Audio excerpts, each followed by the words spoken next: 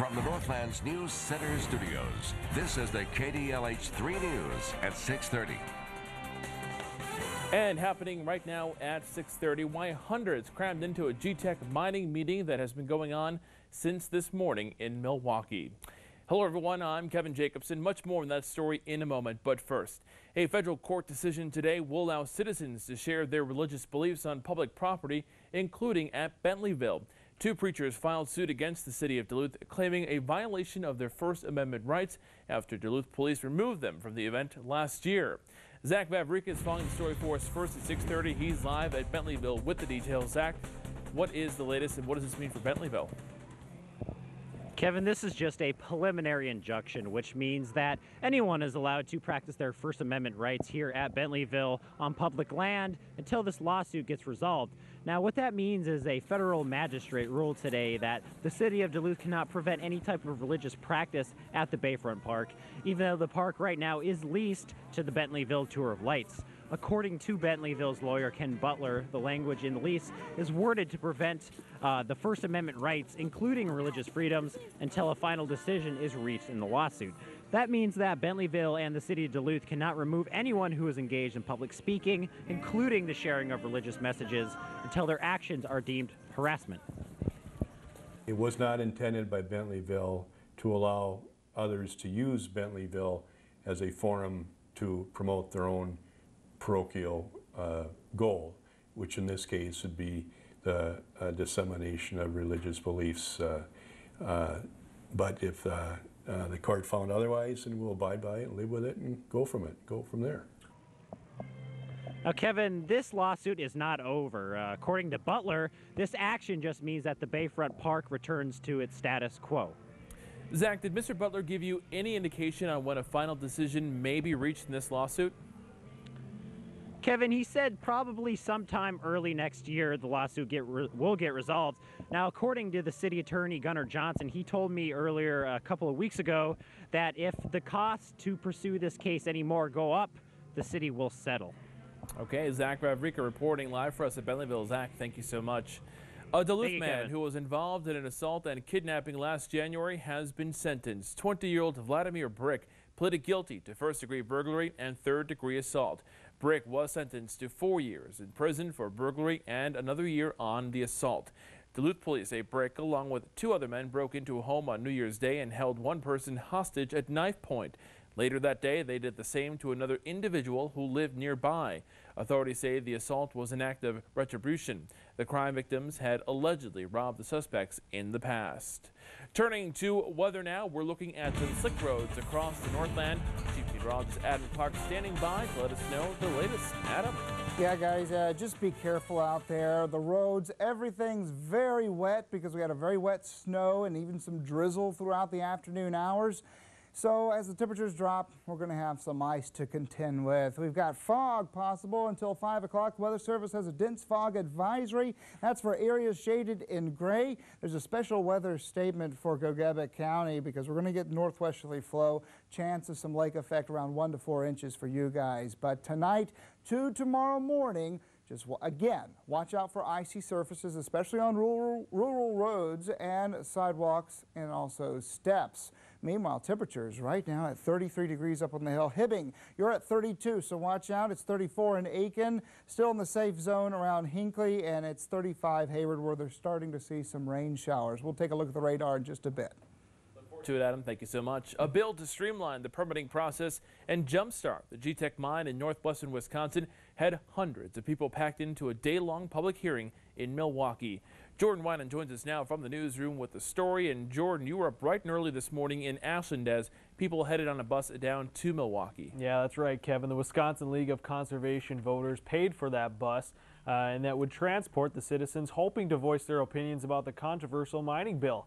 According to a summary of the 183-page bill, the bus was waiting in the parking lot of Northland College in Ashland, Wisconsin, long before anyone in Milwaukee was traveling to the hearing. I'm not too pleased about getting up at 5 a.m. in the morning. I just assumed they had a hearing up here. But like I said, I think they're more concerned about the people in Milwaukee and downstate that, they're not aware of what's happening up here, and we need to take it back down to them and show them. So I think it's a pathetic show of democracy that we have to travel 350 miles as the people affected by the bill that's being discussed.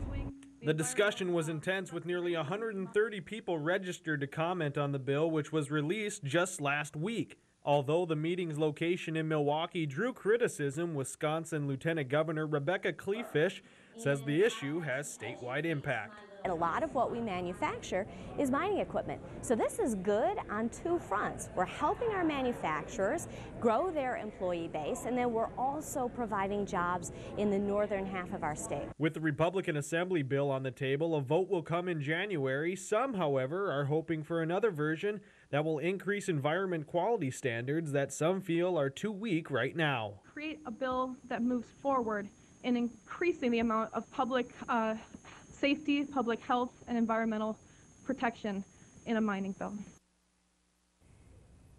Summary of the 183-page bill: the Department of Natural Resources would have 360 days to approve or deny an application once the paperwork is deemed complete. The Senate Assembly is working fast on a version of the bill that may include higher environmental standards. Kevin? Jordan, is there any part of the bill that has people in our region more concerned than others? Well, yes, it's about the revenue that the state would generate in taxes and where it might go. The bill discussed today would create a situation where the state would collect 50% of taxes levied on income from the sale of ore. Those taxes currently are distributed to counties and municipalities where mining is taking place. Kevin? Okay, Jordan Wennon working a long day here at the Northlands News Center. Jordan, thank you so much. Governor Scott Walker and members of his cabinet have made their way to the Northland in Minocqua, Wisconsin to talk about jobs. Today's keynote speaker at the Northern Wisconsin Economic Development Summit was Wisconsin Lieutenant Governor Rebecca Kleefisch. She explained the importance of guiding Wisconsin towards job creation, a feat that she says Wisconsin has made strides in compared to other states.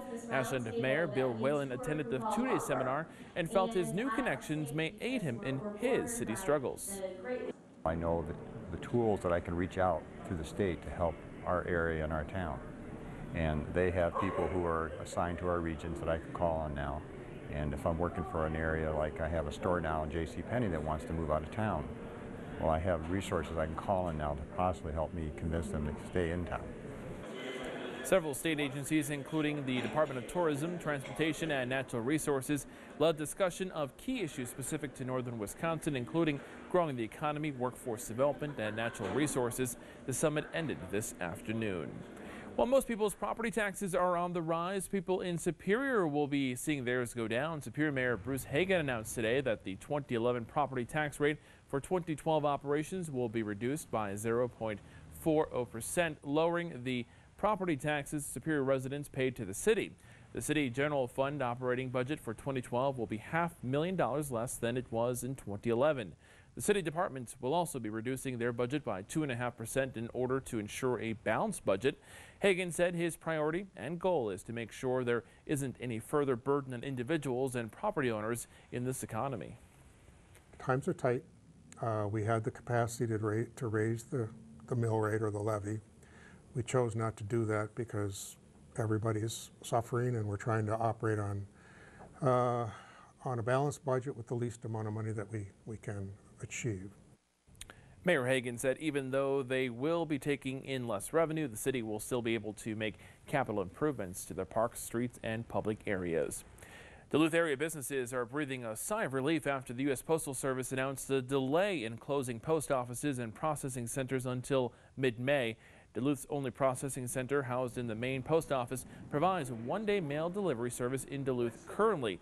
If the center closes, as the Postal Service is considering, mail delivery would increase up to 3 days. For businesses like Minnesota Power, which relies on this one-day service for 75% of its 144,000 customers, this delay in closing gives them a crucial adjustment period. Minnesota Power will be doing some fine-tuning in its operations for the suspected May closure of the Duluth Processing Center. Delays in receiving billing, delays in billing being sent out. And so anytime you're talking about a 1 or 2 day delay, that certainly has the potential to increase our business costs. If the closure does happen in May, all local mail will be rerouted to St. Paul before coming back north. Close to 50 jobs would also be terminated in Duluth. Still ahead here, where you can soon get a well-earned pint in Canal Park. Plus, Adam returns with your full Weather Now forecast as the KDLH 3 News at 6:30 continues.